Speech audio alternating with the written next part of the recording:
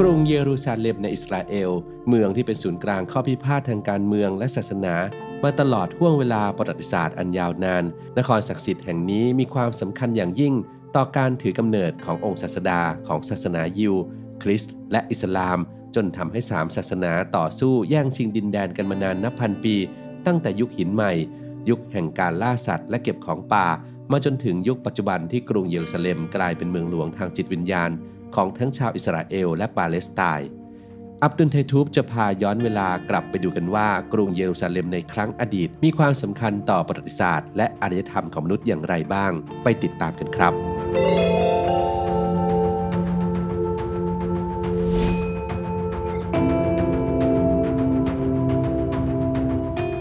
1. ยุคแรกเริ่มของกรุงเยรูซาเล็มสถานที่ที่ถือเป็นต้นกำเนิดของชุมชนเมืองในเยรูซาเล็มคือน้ำพุกิโฮนแหล่งน้ำจืดที่เหมาะต่อการตั้งถิ่นฐานมาตั้งแต่เมื่อเกือบ 4,000 ปีก่อนคริสตกาลก่อนที่ในอีก 2,000 ปีต่อมาเมืองแห่งนี้ได้ถูกกล่าวถึงเป็นครั้งแรกในจารึกประวัติศาสตร์ข้อความสาปแช่งแห่งอียิปต์โบราณที่เรียกเมืองแห่งนี้ว่ารูซาลิมัมส่วนชื่อเยรูซาเล็มในปัจจุบันเชื่อกันว่ามาจากคำว่าชาลอมในภาษาฮีบรูหรือซาลามในภาษาอาหรับที่มีความหมายว่าสันติภาพแต่ก็เป็นไปได้ว่าชื่อนี้อาจมาจากคำว่าอูรูชาเลมของชาวคานาอันซึ่งแปลว่ารากฐานของชาเลมโดยชาเลมหรือชาลิมก็คือเทพเจ้าแห่งยามพลบค่ำของชาวคานาอันเนื่องจากชาวคานาอันเป็นผู้ที่ได้รับการบันทึกว่าเป็นชนกลุ่มแรกๆที่ลงหลักปักฐานอยู่ในแผ่นดินนี้เมื่อประมาณ 1,700 ปีก่อนคริสตกาลโดยสร้างกำแพงสูงประมาณ 8 เมตรล้อมรอบด้านตะวันออกของเมืองไว้เพื่อปกป้องแหล่งน้ำสำคัญไม่กี่ร้อยปีต่อมานิคมแห่งนี้ได้กลายเป็นเมืองขึ้นของจักรวรรดิอียิปต์หรือราชอาณาจักรใหม่ของอียิปต์ซึ่งจดหมายจากช่วงเวลาดังกล่าวระบุไว้ว่าเมืองแห่งนี้มีชื่อเรียกว่าอูรูซาลิมภายหลังอำนาจของอียิปต์อ่อนแอลงและเป็นจุดเริ่มต้นของการล่มสลายของจักรวรรดิในขณะที่มหาอำนาจในภูมิภาคสูญเสียอิทธิพลเหนือพื้นที่ส่วนใหญ่ของภูมิภาคลีแวนต์ทางตะวันออกของทะเลเมดิเตอร์เรเนียนไปอาณาจักรเล็กๆเกิดขึ้นมาแทนที่โดยพระคัมภีร์กล่าวไว้ว่าในช่วงเวลาดังกล่าวราวๆ 2,000 ปีก่อนคริสตกาลกรุงเยรูซาเล็มเป็นที่รู้จักกันในชื่อเยบุสและมีชาวเยบูไซต์ซึ่งเป็นชนเผ่าคานาอันอาศัยอยู่ 2. กรุงเยรูซาเล็มในพระคัมภีร์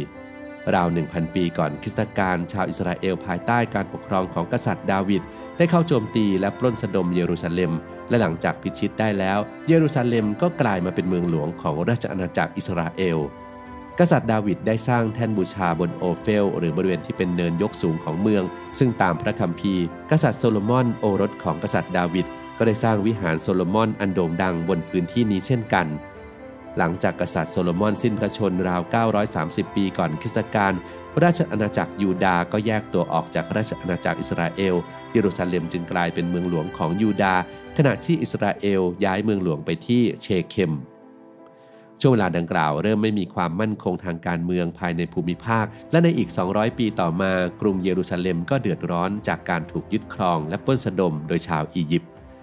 หลังจากนั้นกองทัพของเยรูซาเล็มได้ต่อสู้กับกองกำลังของจักรวรรดิอัสซีเรียใหม่ในสมรภูมิกากาซึ่งแม้ว่าเยรูซาเล็มจะไม่ได้ถูกยึดครองแต่การป้องกันของเมืองอ่อนแอลงอย่างมากส่งผลให้ไม่นานหลังจากนั้นเยรูซาเล็มก็ถูกชาวฟิลิสตีนชาวอาหรับและชาวเอธิโอเปียเข้าปล้น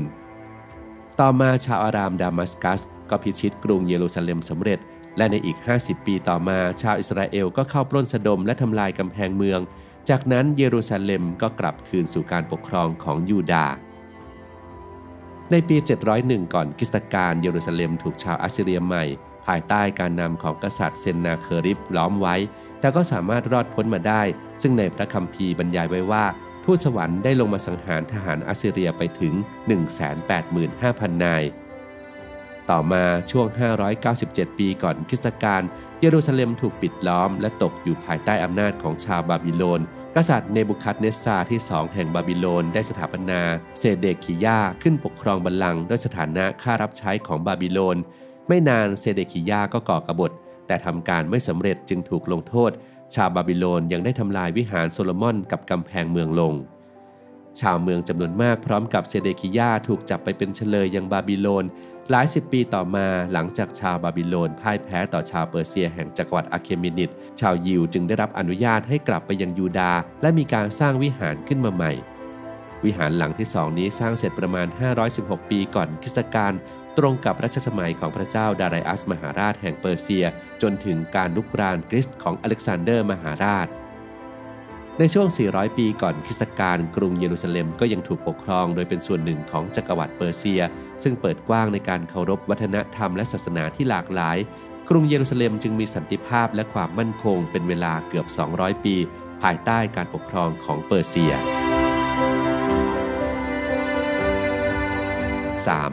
กรุงเยรูซาเล็มในยุคกรีก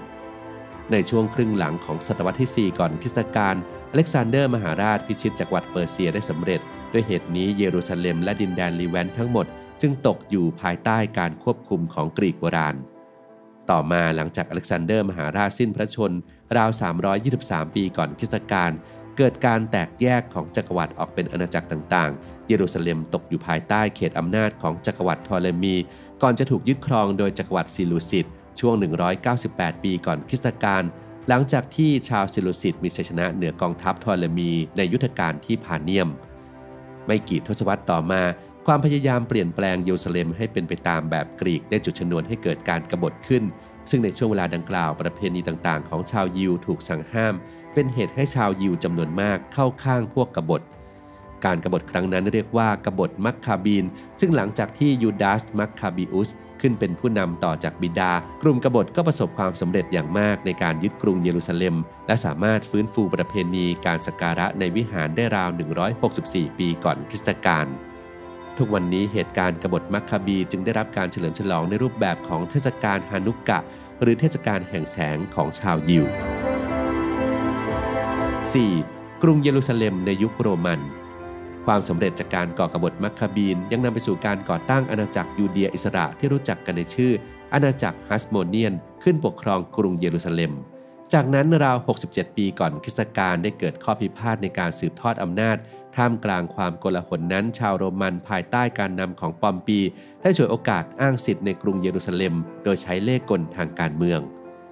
ต่อมาประมาณ37ปีก่อนคริสตกาลพระเจ้าเฮโรดมหาราชได้ยกทัพเข้าล้อมและยึดเมืองมาได้สำเร็จภายใน40วัน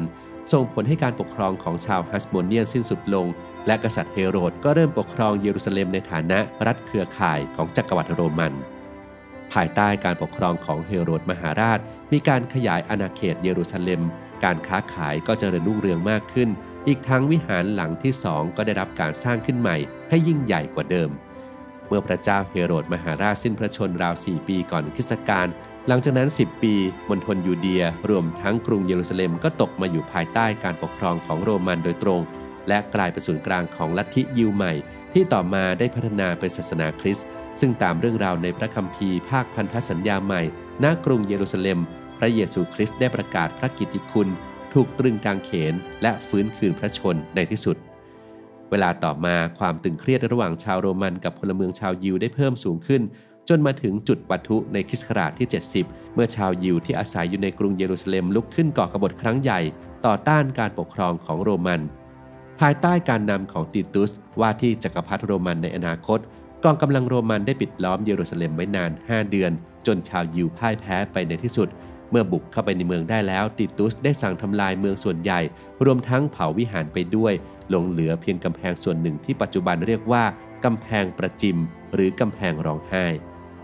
กรุงเยรูซาเล็มฟื้นคืนจากเท่าฐานและกลายเป็นเมืองอาณานิคมของโรมันภายใต้ชื่อเอเลียคาปิโตลินาแต่ชาวยิวถูกห้ามไม่ให้อาศัยอยู่ในเมืองจนกลายมาเป็นสาเหตุหลักของการก่อกบฏบาคอบบ้าในปี